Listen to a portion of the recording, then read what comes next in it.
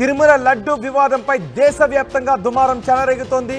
లడ్డు వివాదంపై సుప్రీంకోర్టులో వరుస పిటిషన్లు కూడా వేస్తున్నారు.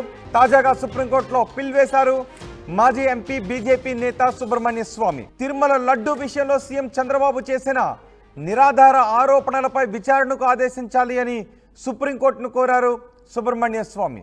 ఇప్పటికే ఈ అంశంపై సుప్రీంకోర్టులో పిటిషన్లు దాఖలు చేశారు పలువురు ప్రముఖులు. పిటిషన్ వేసిన వారిలో టీటీడీ మాజీ చైర్మన్ వైవి సుబ్బారెడ్డి కూడా ఉన్నారు. ఫుడ్ టెక్నాలజీ నిపుణులతో కూడిన కమిటీని ఏర్పాటు చేయాలి అని సుబ్బారెడ్డి డిమాండ్ చేశారు. లడ్డు అంశంలో నిజానిజాలు వెలికి తీయాలి అని ఇటు పొన్నవోలు కూడా పేర్కొన్నారు. పంది కొవ్వు 450 రూపాయల నుంచి 1400 రూపాయలు ఉంటుంది.